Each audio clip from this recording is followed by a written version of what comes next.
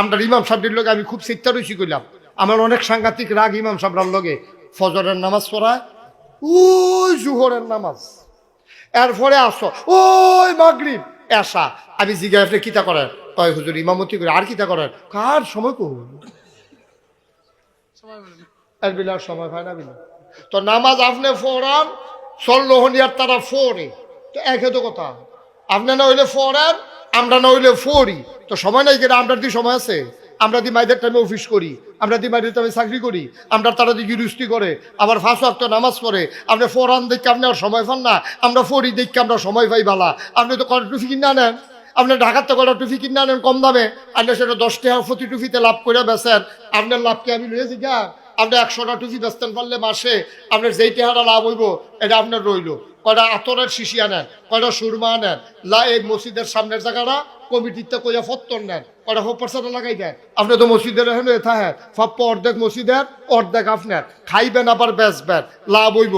কলার শরী লাগাই দেন কটা কান্দাটা দিয়া।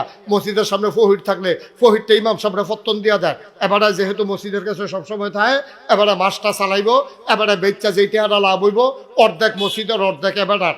এমনি এমনি এমনি এমনি আমরা আলেমরা যতদিন পর্যন্ত স্বাবলম্বী না হইতে পারবা, আলেম যতদিন পর্যন্ত এমনি আতেতে এমনি না বানাইতে পারবা, ততদিন বাংলাদেশে ইসলাম কায়েম হবে না। ঠিক কিনা? মানুষ কিছু পাইতে চায়, আমরা হুজুরও পাইতাম চাই, মানুষও পাইতো চায়, তো আমরারে মেম্বার বানাইব কিন্তু, আমরারে চেয়ারম্যান বানাইব কিন্তু। এখন আপনি টেহানা থাকলে দিবেন করতে, আপনার যদি 50,000 টেহা থাকে, হ্যাঁ 50 টাকা দান করতেন পারবেন।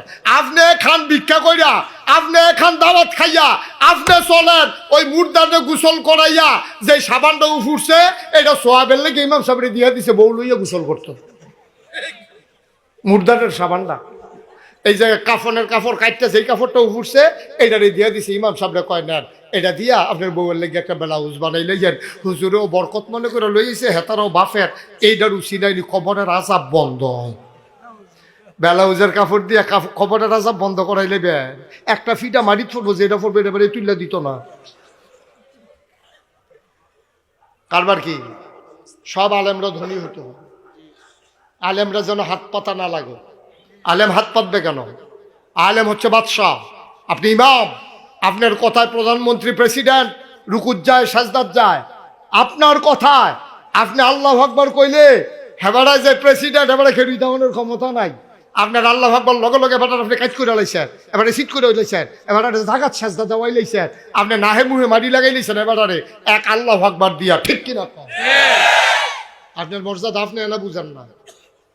ওলামায়ে কেরাম অনুরোধ করে বলি, হাতে পায়ে ধরে বলি, স্বাবলম্বী হন, মেহনত করেন, পরিশ্রম করেন, কাজ করেন, শরীর নষ্ট হবে না বরং উপকার হবে। মসজিদের আঙ্গিনা আবাদ করেন, আপনি আলগা কামাই করেন। মসজিদের যদি 15,000 আপনি আরও কামাই করবেন 15,000, 30,000 টাকা কামাই করবেন। বেড়াইতের মতো মোটর সাইকেল চালাইবেন, বেড়াইতের মতো গাড়ি চালাইবেন, ওয়াজও যাইবেন নিজের গাড়ি দিয়া, আইবেন আবার গাড়ি দিয়া। আপনি যেন এমন অবস্থায় চলে যাবেন যেন ফ্রি ওয়াশ করতেন পারেন, টেহাও যেন খুঁজন না লাগে।